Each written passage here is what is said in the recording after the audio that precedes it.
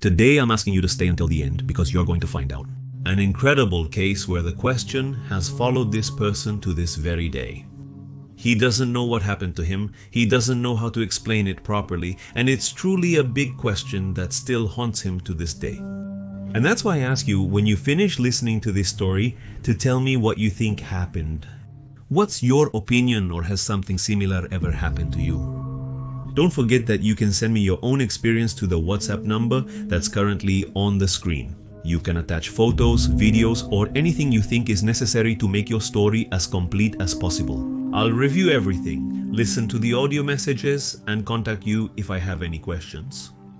And as always, I'll leave all the important links in a pinned comment. Was it to my social media, the channel's store, or my second channel? Who was it and where? Very, very soon, we will be presenting cases that are truly impressive and you can't miss them. Friends, now I really hope you enjoyed today's episode, and we're starting right now with this new paranormal story. I'm going to tell you what happened to me a few years ago. It was something I couldn't explain at the time, and I still can't explain it today. Almost 7 years have passed, and even today I still have some after effects from that event, where things happened that I kept to myself and never dared to tell anyone, out of fear of being ridiculed. I would like you to give me your opinion after you finish listening to me, because even though it never happened again, fortunately, I still think that I could have died that day, and almost without realizing it. This happened to me in the winter of 2018. I had spent the whole afternoon with my daughters, and out of habit and also because I see it as something therapeutic, I grabbed one of my motorcycles and went out for a ride. This was and still is something very usual, so I wasn't doing anything new or different from what I'm used to. I'm from Edo, so I left home, took the Western Highway as always, and started riding. Well, I did that, dropped off my daughters, got on the bike and went out for a ride. It was very cold. It was cold that day. In winter, the days are much shorter.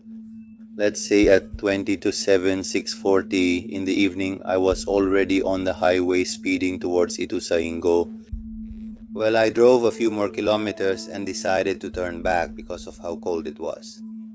So I said, well, it's still early. I'll stop by Jumbo, by ISI to check out some tools since, well, I have that obsession. So I go up a bridge, make a U-turn, and start heading back on the highway, let's say, in the opposite direction. I was going and, well, I start heading back. I'm driving at a reasonable speed.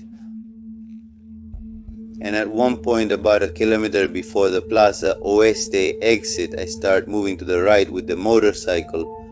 There were about 300 meters left before taking the exit, and it was at that exact moment that something happened behind me.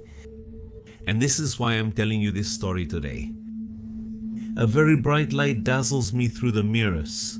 Obviously, the first thing I thought was that it was a truck or some vehicle with those super powerful spotlights. But no, because this light not only came toward me at great speed, it passed me and left. About 1,000 or 1,200 meters ahead, but not over the highway, it had risen to a considerable height. The strangest thing was that it wasn't a car or a motorcycle, it was just a light, a bright sphere that moved at an incalculable speed. And I say this because just as it moved away about 1,000 meters, it came back at the same speed, directly against the flow of traffic rushing toward me. As I mentioned, this all happened in mere seconds as I was about to take the Plaza Oeste exit in Moron. And everything the light did happened before I went down. At that moment when the light came over me, I noticed something strange. On the motorcycle, the wheels weren't gripping the asphalt. I had the feeling that they had lifted at least a few centimeters. The last image I have was seeing the tachometer and the motorcycle's throttle at maximum. After that, there's nothing else. The next thing was waking up. I was on the motorcycle a few kilometers past the turn I was about to take earlier. But now I found myself on the shoulder, on the opposite side, as if I were coming back from Capital Federal. When I opened my eyes, I didn't understand anything at all. You can imagine, yes, I remembered the light, that sensation, also the motorcycle rising, and then everything went black. The motorcycle was cold, which told me that it had been parked there for at least a while. I checked my jacket to see if I had been robbed, but I still had all my belongings. I attempt to determine my location and situation in space and time. I succeed with space but not with time. I don't notice that there's very little traffic on the highway. A car would pass by every now and then. Well, I manage to situate myself in space. I know I'm on the highway, more or less. I realize that I'm near Posadas Hospital, and then a lot of questions come to mind. How did I get here? What time is it now? I take out my phone first, checking my pockets to see if I had been robbed or anything. I don't have my phone, it has no battery. I wasn't missing anything at all. Well, physically I felt messed up. With body aches, I could feel every single one of my muscles. I don't know how to explain it, but the pain was so localized in each of my muscles that it wasn't a general pain. For example, if my leg hurt, it wasn't my knee, my ankle, or my calf. It was all isolated, like it was some kind of butchering of a side of beef, something like that. Each part of my body hurt. But well, I couldn't stay there, especially in that condition. So I started the motorcycle, which was on its stand. With the neutral light on, I pressed the start button. As I say, the engine was cold, indicating the motorcycle hadn't been running. After thinking about it a lot and only talking about it with one friend, I started heading back home as slowly as I could and with extreme caution because I was very dizzy and felt pretty bad. As I told you, I had to take the Dolores Prats downhill and from there drive pretty much straight to my house. When I was about to leave the highway, there were some guys working on the toll barriers and they signaled me to go through without paying. Of course, but I stopped anyway because I felt the need to ask for help. It was really dangerous to drive back feeling so dizzy, even if it was slowly and with little traffic. When I stopped, one of them saw me, probably noticed by the look on my face, and asked me if everything was okay. I told them no, that I wasn't feeling well, I was dizzy, and needed them to give me a hand, at least letting me park my motorcycle for a while until I recovered.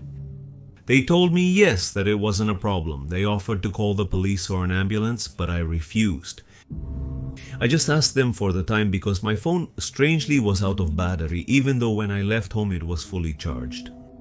I thought it was around 8:30 or 9 at night. I was stunned when they told me it was 2 o'clock, and at 3:30 anti-meridium I realized why there was barely any traffic on the highway. I stayed there for a few minutes, and once I had recovered from the dizziness, at least I got in and started the drive back. As for the pain and that sensation of feeling every part of my body, it was still the same. It was something incredible that I never imagined I would experience.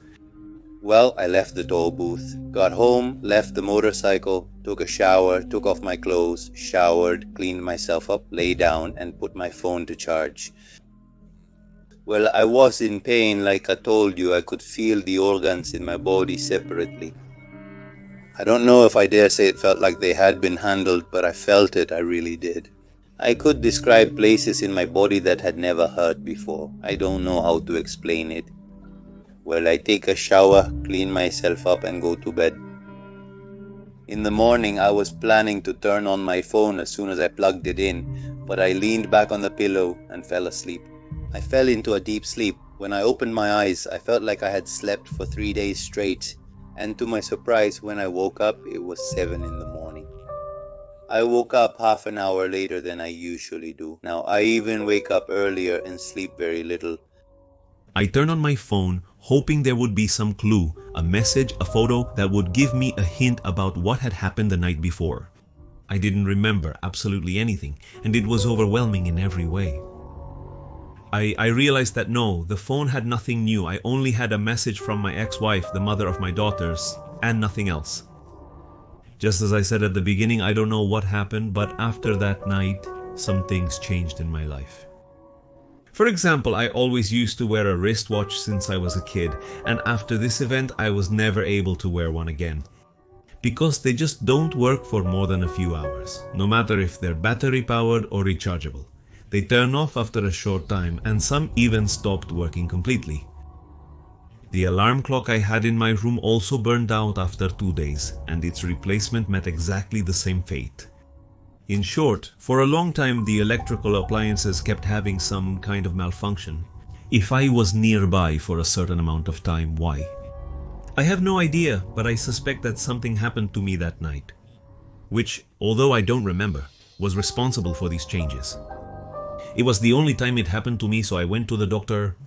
All the relevant tests and analyses they did on me didn't detect anything out of the ordinary. I don't drink alcohol, I don't use drugs, medication, nothing. For these reasons, I still don't understand what happened. I'll also tell you that I've always been someone who enjoys sleeping, whether at night or taking the occasional nap. After this, I only sleep at night and no more than 3 or 4 hours. One important detail, in my opinion, is the following. During the night, and this happens to me a lot lately, I wake up in dreams, inside dreams, until I finally wake up for real. And this often leaves me confused because they tend to be strange dreams and very, very real. And when you wake up, you still don't quite understand if you are or not sleeping. I don't know. I wasn't the same. I was different. It was always a question of what happened in those, let's call them 7 hours, 8 hours of my life that I don't know where I was. I don't know what I did. I don't know where I went. The motorcycle didn't run. It didn't use up any fuel. I realized that later. It didn't use up any fuel. The engine,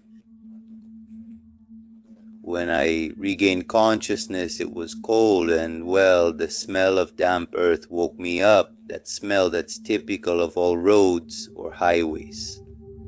When you're traveling, well, that's what woke me up. But 100% real, and even today I still carry some after effects, dreams of places I've never been, with people I don't know, but with whom I feel very comfortable. The truth is, those things didn't happen to me before. And we're talking about almost 7 years ago.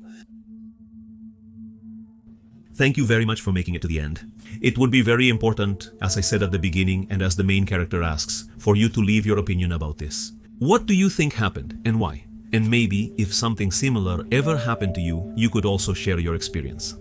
If you can share this video, you give me a huge help to reach new people who don't know the channel yet.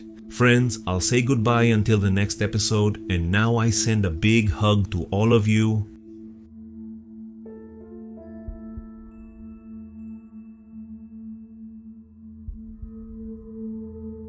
Thank you.